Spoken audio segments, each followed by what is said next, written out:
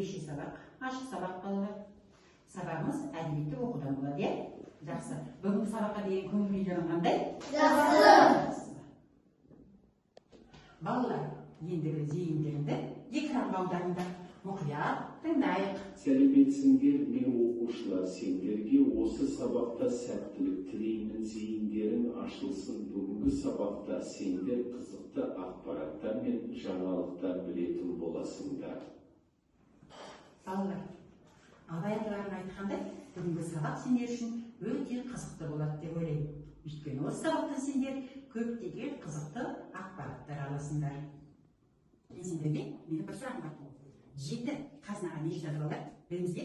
Айтып көрейікші жетеуін. Сұлу қазына. Өте жақсы сұлу қыз. Жігіт. Жүйрік ат. Майтасы. Өте жақсы. Бесеу.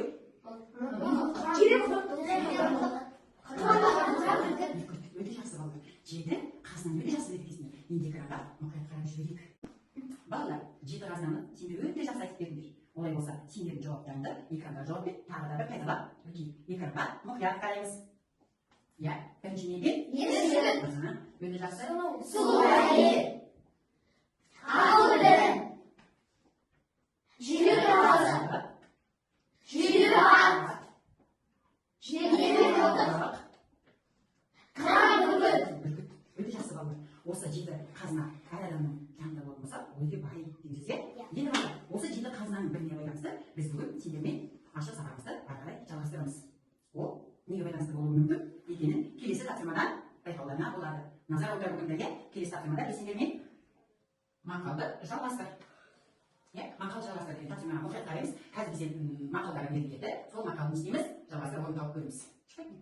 Келесі тапсырмамызды орындап жүрейік. Экранға қараймыз. Бізде қандай тапсырма келіп тұр? Қазір мақалдардың жалғасын дұрыс табуымыз керек. Бірінші қатарда бізде мақалдар берген, екінші қатарда істейміз. Сол мақалдарды жанынан керекті сөздерін тауып жалғастырып қоямыз. Экранға мұқият қараңдар. Сендерге 1 минут уақыт беріледі. Өздерін тауып көріңдер. Асықпаймыз, жақсы. Мақалды тауып шыққан кезде де соңғы ұйқасына қарап тауға да болады, балалар? Мұқият болайық. Дәліңіз бар? Ал жақсы. Бірінші мақалды кім оқып жіберді? Ең ана оқып жібере ғой. Иттің бәрі тазы болмас, еттің бәрі қазы болмас. Онда басып, соны қайтеміз.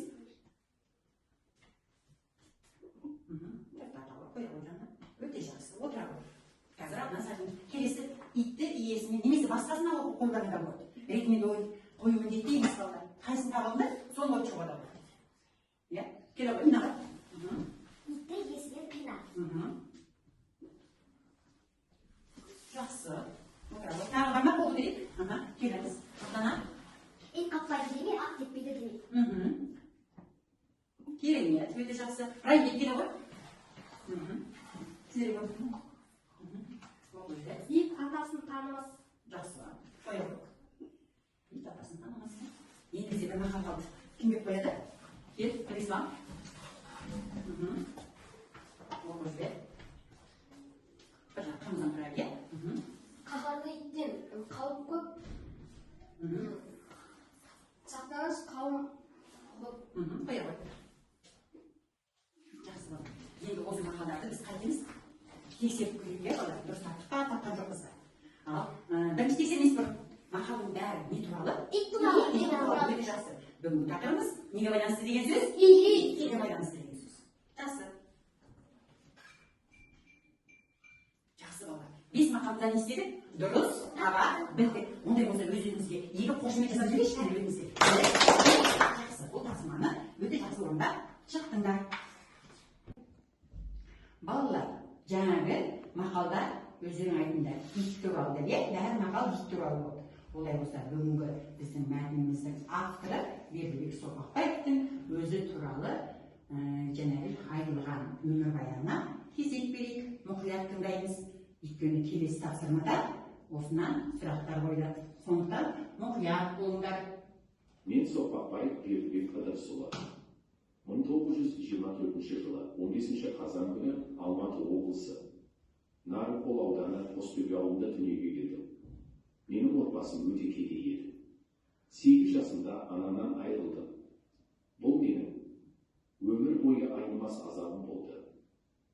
кезінен аштық пен ауыр жұмысты, әртүрлі қиыншылықты басымнан өткіздім. Бірі не деген? Үштағылымды соғыста қаза тапқан ағайым сатылған оятты. Дегенмен мен өте қабілетті, бізден базбала болып өстім. Жақсы. Автордың өзі туралы өмірбаянын тыңдадыңдар балалар. Олай болатын болса, бүгінгі кітабымызды ашайық. Жаңа тақырыбымыз Бердібек Соқпақбаевтың көше өзі ашып жіберейік кітабымызды. Сол кітаптың бетін ашамыз. Осы бірінші бүгінгі тақырыбымыз көше кезге.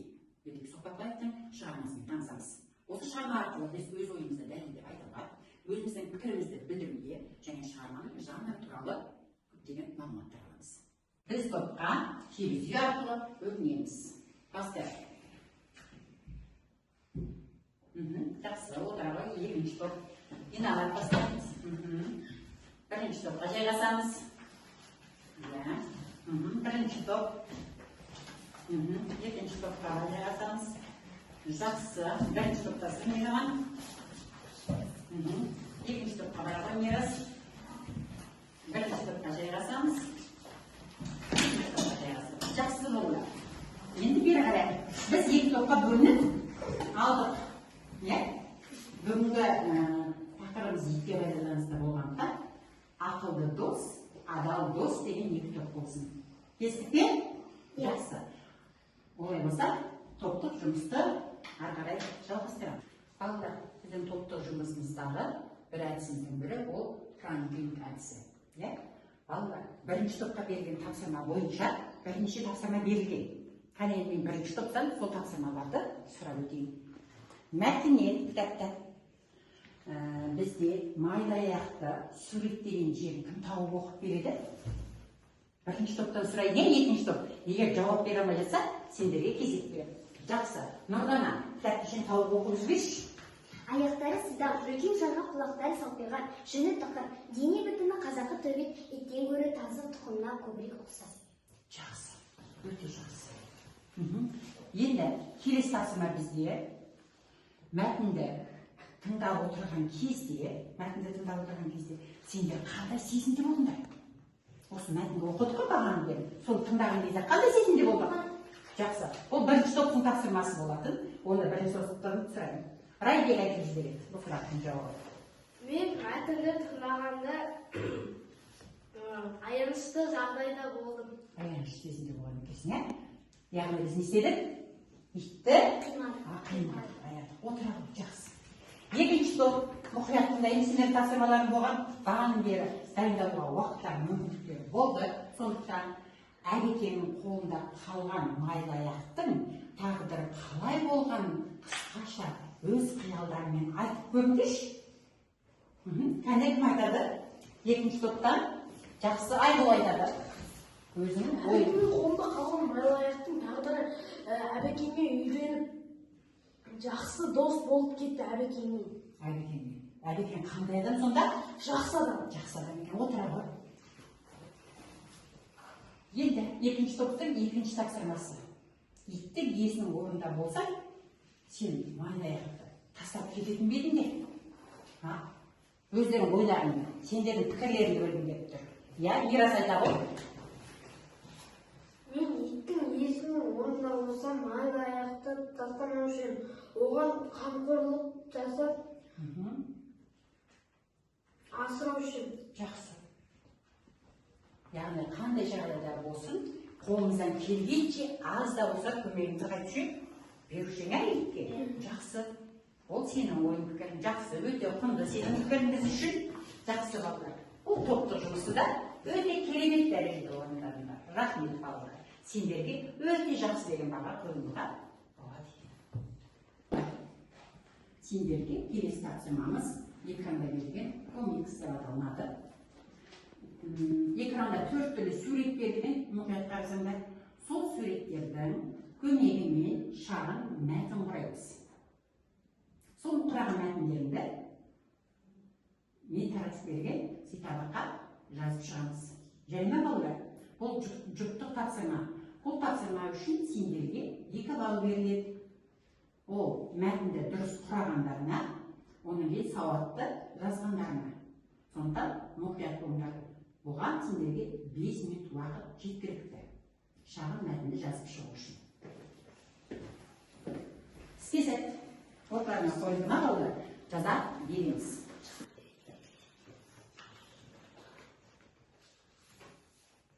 Берген тапсырманы орындап болсаңдар, онда белгілеңдер. Сол белгіге байланысты белгілер. Бітті, екінші болыпты, үшінші жұп болды. Жақсы, төрт жұп болыпты. Олай болса, әрбір жұпта осы құраған мәтіндермен шағын мәтіндерді оқып жіберсін, не? Жылдамырақ. Жылдам. Екі жұпта кім оқиды? Инабат оқиды екен. Мен жолдан келе жатып бір ит тауып алдым. Оның аты Тұйғын. Мен одан кейін оны ойнаттым.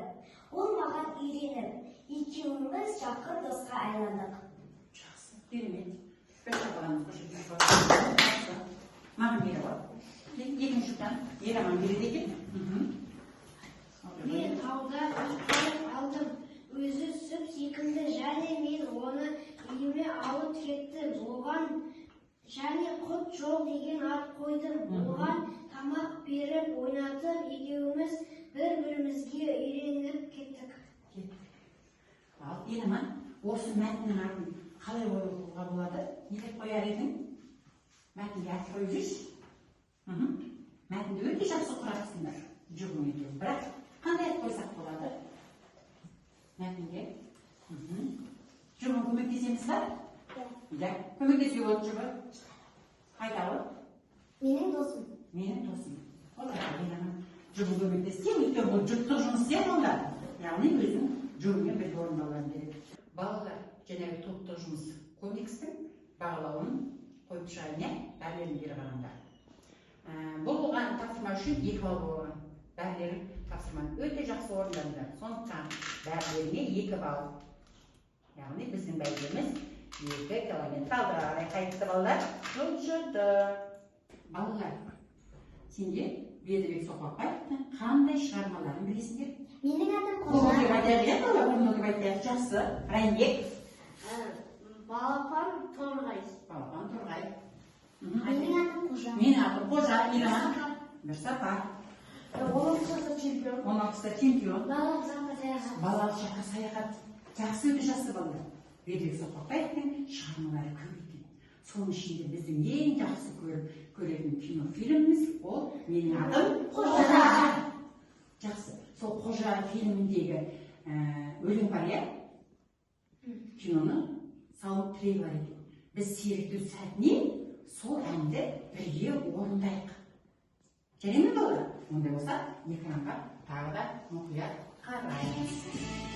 Бірге айтып көріңіз, иә, экранмен десіп.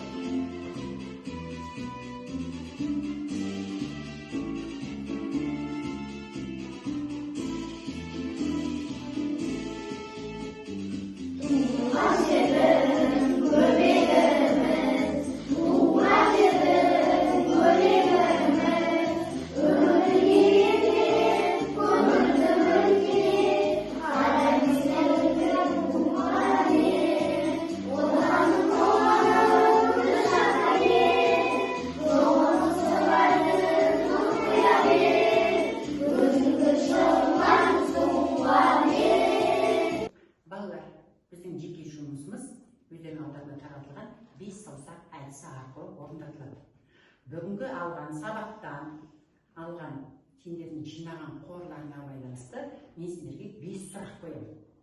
Әр сұрақтың жауабын әрбір саусаққа жазып шығасыңдар. Егер ол жауапты білмесеңдер, сол саусақты бүктеп қоямыз. Келістік пе? Келістік. Бірінші сұрақты бас бармақтан бастап жазамыз. Алдарына ашыңдар 5 саусақты. Бірінші сұрақ. Бүгінгі танысқан мәтіннің аты. Мәтіннің атын ғана жазамыз, балалар. Бас бармаққа бүгінгі мәтіннің атын жазамыз.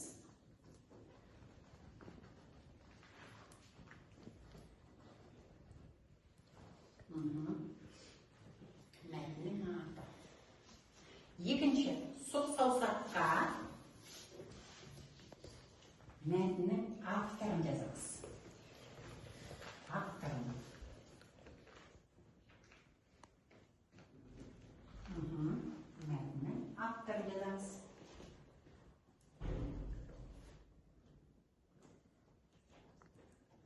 Жақсы, балалар, кішкене кеудемізді көтеріп отырғызайық.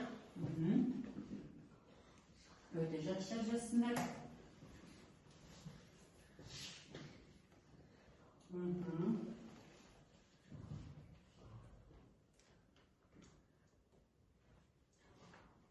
Басымызды жазып болғымыз басымызды көтереміз, е? Үшінші. Саусаққа жазамыз. Автор қай жерде дүние келді? Қысқаша жазуға болады, е? Бүгінгі біздің танысқан автор қай жерде дүниеге келді? Дүниеге келген жерін жазамыз. Нақты атымен жазсақ болды. Облыс, аудан, ауыл деп жазудың керегі жоқ, е? Нақты жер судың атымен жаза саламыз. Жақсы жазылды. Көп па?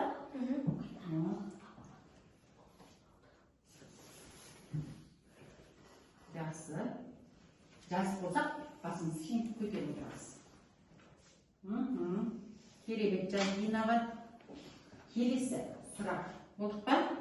Болды. Келесі сұрақ. Ит туралы бір мақал жазайық.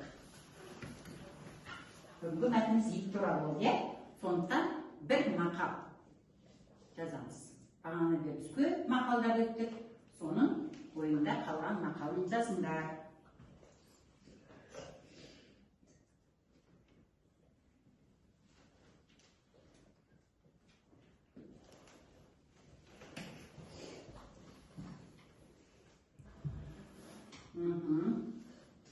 Жақсы.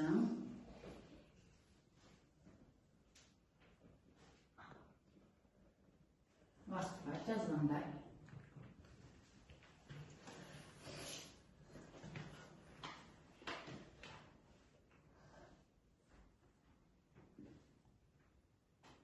Мақал мәтел. Жазған мақал мәтелімізді оқып жіберейікші. Жарай ма? Жақсы. Оқыр ғой. Адамның досы. Жақсы, Нұриза. Ит адамның досы. Ит адамның досы. Иттің бәрі тазы болмас, еттің бәрі тазы болмас. Бес саусақтарды бері қарай көтеріп жүрмеш кәне. Жақсы, керемет. Бәрілерінде тапсырманы толық орындаған екесіңдер. Ол үшін сендерге 2 ұпай. Балалар, бүгінгі сабағымыз өз аяғына жетті. Сондықтан кейін сабақтың соңын біз ойын өрнек арқылы періғайна жасырдық.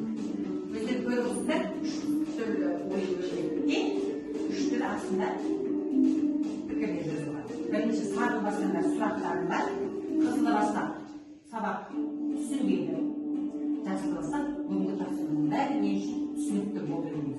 Сондықтан алма кезде бірден келемізде 3 нұсқаның бірін таңдаймыз. Келіңдер.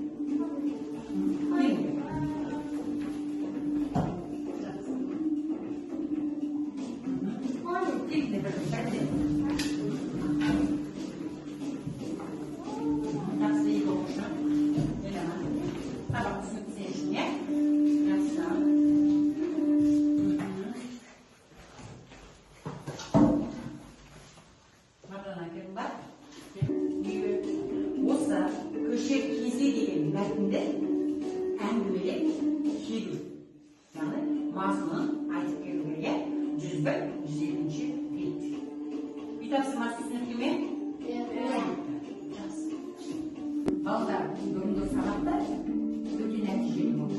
Енді әргендер ағамдар, бәйге арқылы біз бағанкер алған тапсырманың балын бағалап отырғанбыз. Енді Айгүл 10 бал, Бегайда 10 бал, Еламан 10 бал, Райбекте 10 бал, Инабатта 9, Мираста 9 бал, Нұрисламда 9 бал, Нұрханада 10 бал.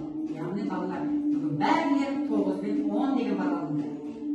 Бүгінгі сабағымыз өте нәтижелі. Сендерге бүгінгі сабақ үшін рахмет.